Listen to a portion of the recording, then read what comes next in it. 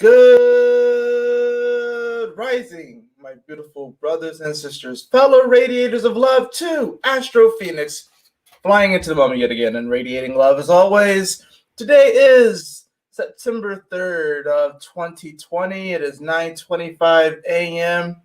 The early bird catches the worm, but this Fenixx dances with the dragon. How are you guys doing today? Man, I'm glad I actually made it to this one. I made the one yesterday. I had set the intention that this is something I wanted to do going forward, at least Monday through Friday. I think that'll be nice to kind of do this going forward, to do a little message in the morning. They don't have to be long. Some of them may be long. Some of them may be after 8. Some of them may be closer to 9 o'clock. But I'm glad I got on here today. How are you guys doing? How was that full moon in Pisces for you guys? Oh, would you look at that? We currently actually have the moon at 26 degrees of Pisces, opposing Mercury in Virgo, also at 26 degrees. And it looks like the moon is getting ready to make a nice little sexy trine over to Venus here in about an hour or so, maybe shorter, at 27 degrees. So yeah, there were some challenges certainly with this full moon, right? But there are also some opportunities. I discussed it yesterday about the connection to Uranus. If you want to know about that, you can go ahead and check out yesterday's episode. But we all have been faced with reality. Hard, smack dab in the face. And a lot of our dreams are kind of falling apart, but not in necessarily a bad way. Right? Not necessarily in a bad way. When I got up this morning and I was thinking about what the theme for this particular episode was, the theme that came up was actually control. And I think that's pretty interesting. We have the moon right now making sextiles over to all of this Capricorn energy. So Capricorn definitely is about control. It's definitely about structure and in many ways society. It's really about the structure of society, and Aquarius is like the people of society, right? So Capricorn is the structure and the laws and, even like the buildings and the governance and all that sort of stuff. And right now we can see that there's very little control right now, or there is a scrambling for control in the world in in all parts of the world, really. Except for, I guess, the natural world. The natural world seems to be kind of clicking along, business as usual, even though there is maybe a little bit of damage control there, or maybe these different weather patterns are part of the natural cycle, who knows? Because we as humans have only been, we only have like a sneak peek, like a half a blink or a blink of a blink in the eye of the totality of how long the earth has been here, right? Even though our history goes back further than what they want to say it's gone back, overall, our history here is, in the blink of an eye. But if we look at the Capricorn energy, we have what? We have Jupiter, the planet of good luck, fortune, expansion, adventure, experience. Definitely wanting some experience, retrograde currently in Capricorn, 17 degrees. We have Pluto, the planet of death, destruction, transformation, transmutation, which actually kind of goes hand in hand with Jupiter too, as far as the transmutation thing. 22 degrees. Capricorn, retrograde. We have Saturn, the ruler of Capricorn, which of course is about karma, which karma is really just our actions. So that what you do comes back onto you. It's about control. It's about those sort of things. It's about, in many ways, how we control and restrict ourselves to also move forward, because sometimes we have to do that in order to move forward. We have to be honest with ourselves. It's also retrograde. Oh, would you look at that? That's my other alarm. I have multiple alarms on my phone, guys. Also retrograde in Capricorn. So is there any wonder why it seems that our societies are collapsing when we have the three big boys? The three big boys. And of course, they tried to demote Pluto, not realizing that Pluto didn't care about your stupid definitions. because Pluto transcends all of that bullshit. But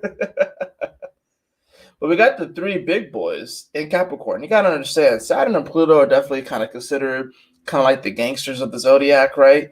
When Jupiter gets into the mix, oh my goodness, Jupiter usually is kind of like, he's usually kind of the nice guy. He's usually the more jovial. He's like your fun uncle that never got married or got married once and just gallivants all over the world and always has a cool different story and always gives you like a really cool present for your birthday, but then he'll disappear for another 6 months. That's Jupiter. But when he's in Capricorn, especially coupled up with Saturn and Pluto, he adopts that gangster mentality almost better than the other two.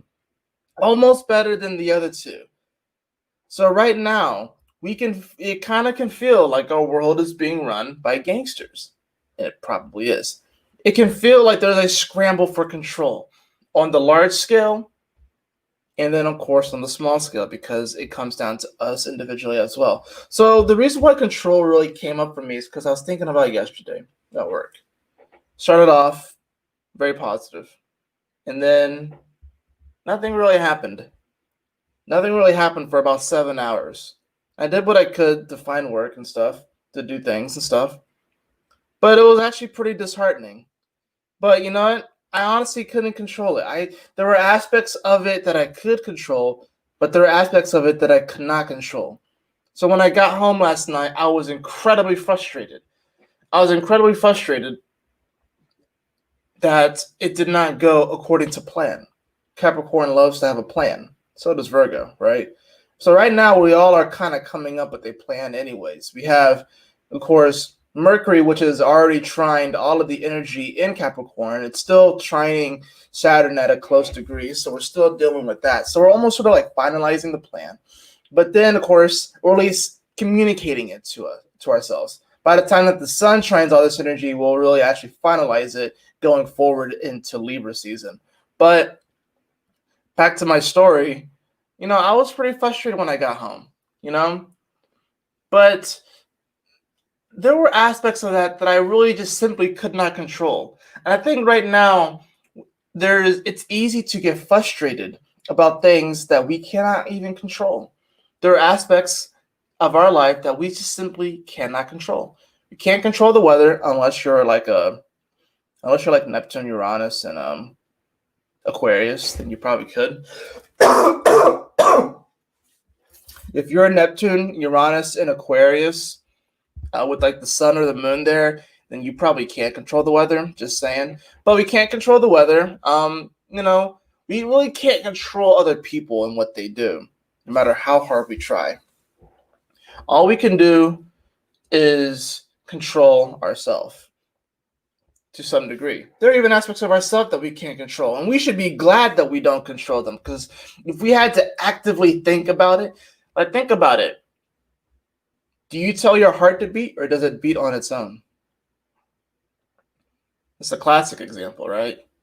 Do you tell your heart to beat, or does it beat on its own? It's involuntary. That's something that we can't control, which is something that I'm glad, because that's something that we should leave up to God anyways.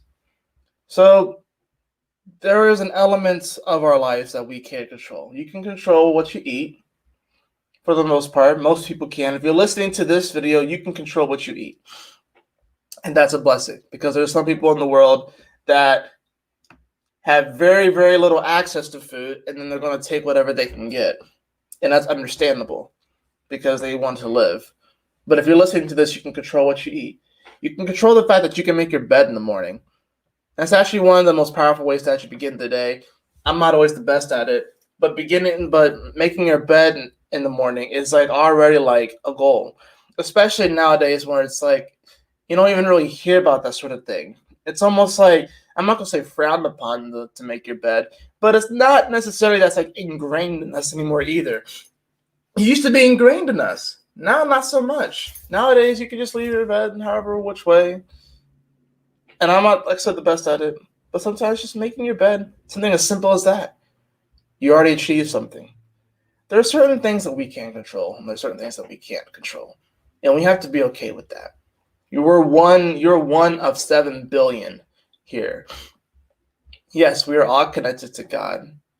And that's another thing that you can control. You can control, in many ways, your conversation. I wouldn't say necessarily the conversation, but you can control the initiation of the conversation with the universe or God. You can at least initiate. You can't necessarily control how the conversation is going to go because God and the universe, the oneness, whatever you want to call it, is going to tell you what you need to hear in that moment, you know. But you can at least reach out and make the initiation. You can reach out and actually start that conversation. You can initiate it. And a lot of times the universe and God will just kind of nudge us here and there, right? But I want you all to know that if you're trying to control things right now, it's okay. It's okay that you don't have a lot of control right now. We're all kind of going for a wild ride anyways. We're all kind of going for a wild ride. We have all of this retrograde energy in Capricorn, and America's going through its Pluto return. Of course things are collapsing. We got the North Node in Gemini trying to make some kind of sense out of all of this, but it's king kunksing all of the Capricorn energy. So it makes it even more awkward. It's okay. And we got Mars slowing down in Aries, getting ready to retrograde and square all of this energy again. Of course, things seem very crazy right now. But there's always a silver lining. There's always a diamond in the rough. And that is something that at least the seeking out of we can control. So I would just say for today, do something today that puts a smile on your face. Do little things that you can control, because that's really is going to help you feel somewhat stable in this unstable world right now. And this feels very crazy. And of course, like I said, that moon is in Pisces. So, and it just went over Neptune yesterday. So, well, yeah, look at your dreams. How the hell were your dreams? Did you have a lot of control in your dreams? I didn't. My dreams were so weird last night, even for me. And I'm a Pisces moon, right? So I'm going through my lunar return actually right now. Freaking crazy ass dreams. Holy fuck.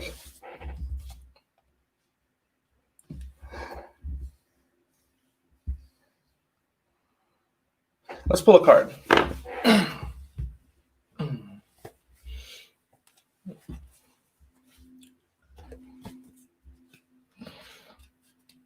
Let's pull a card. Let's see what we got here. I do feel like by the time that the moon reaches over to Uranus and conjuncts it, we're going to actually, I'm not going to say the window of opportunity is going to close. I think that's when we're really going to be aware of the opportunity that was afforded to us during the full moon. So we do have a few days before that happens, of course. The moon will go into Aries later on today. So, but I really do feel like by the time that the moon hits Uranus and Taurus, which of course it did sextile during the full moon, that's going to be a really big initiation point, I feel, for us all. In fact, I can just go ahead and look ahead to see, first of all, what day it's going to be when that happens. Looks like it's going to be Sunday. Pretty much Sunday going. Oh, yeah. So Sunday going into Monday. So once again, it's going to be, you want to pay attention to your dreams that day, because that's going to be very interesting to see. By that time, too, guys, Venus would have shifted into Leo and Mercury would have shifted into Libra. And they're going to be sextiling each other in a very beautiful way. So yes, there's going to be an opportunity that's going to be afforded to us. And the card that has popped out is fellow travelers. Support is all around you. That's amazing. That's actually fits in very well to this whole control thing. Because, sometimes we want to control a situation. We all have Capricorn energy, right? Some of us are certainly control freaks, right? But we want to control everything because we want to make sure everything is going well and according to plan, right? But support is all around us. You don't have to do it all alone. You have a team. You have a team of guides there, first of all, spiritual guides there that may appear physically invisible, but they are there. You can sense them. And you have supports in your day-to-day life. You have support in family and friends. And here's the crazy thing about it. All the stuff that's going on right now, it is tearing apart alliances. It is tearing apart alliances. And some of these were long overdue anyways. But I do feel like some of these alliances that are tearing apart aren't necessary. I feel like some of these ruptures and alliances aren't necessary. I think what's happening is that we are allowing our emotions to get the better of us. And here's the thing, though, about emotions. Emotions are very powerful, and we have an emotional guidance system. But there is such a damming up of these emotions and of this water. And I think that, like I said, some of these rupturing of alliances was inevitable. But I do think some of them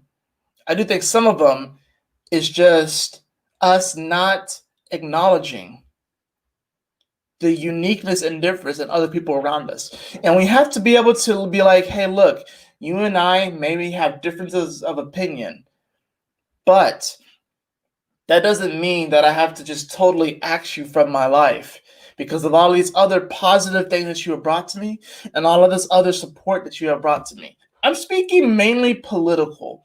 The political divide is a crazy fucking divide.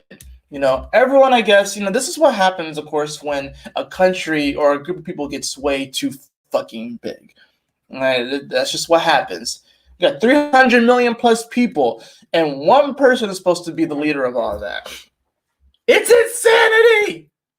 It's insanity! But if we're going to play that game,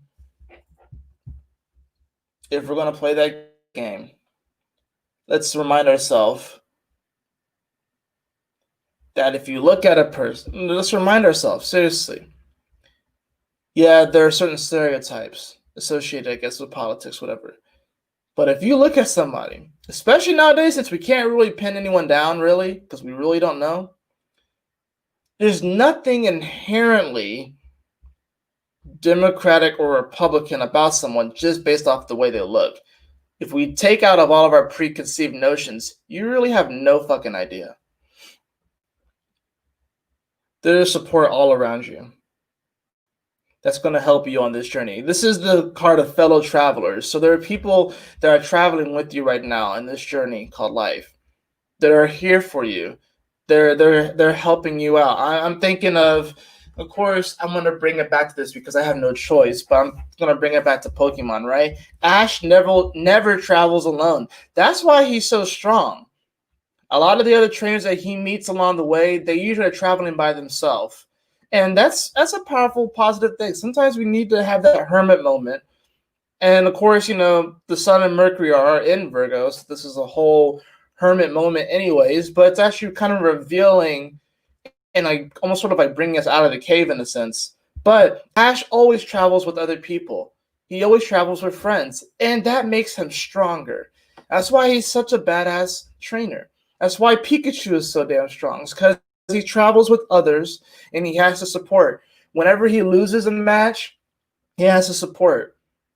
Whenever he wins, he has to support. Whenever there's someone in need, he has someone helping him out. He can't do it all by himself, despite the fact that he's practically a superhuman. But he has amazing support. And they are traveling together. And yes, some of them only last for a season. Some of them last for more than one season, like Brock. Right? But there's the support. And that's what's important. So almost sort of envision yourself like that. Envision yourself going on a Pokemon adventure or whatever it is. Would you rather travel alone or would you rather travel with friends? And then you got to ask yourself, just because your friends may use different kinds of Pokemon than you and may have a different background and story and vision for their life, does that make them any less of a good support system, a good friend? someone to help you out, we're going to cap it right there. Anyways, I love you all so much. Y'all take care. Stay blessed. I hope that this message helped any one of you today. And I trust that you will have a wonderful Thursday ahead. You know, go out there and do the best that you can. Don't sweat the small stuff. Don't worry about the big things that you can't control. Just, find those small little pockets that you can't control, that you can work on. So you can control your eating, you can control making your bed, you can control, you do some breath work, do some breath work. It's kind of nice that our bodies can really, breathe on its own, but when we actually take control of the breath, even for like these little moments, that's very powerful too. That's a great way of connecting, probably the main way of connecting to source and spirit, right? So those are the sort of things that we should work on today. Don't sweat the small stuff, no matter the outcome today. I know everyone's going through their own experiences. There's a lot of crazy shit that's happening out there. But we got this, guys. And support is all around you. I certainly support you. And I love you, beloved. Anyways, y'all take care, stay blessed, and I will see you. I will rise and shine with you very soon. Peace.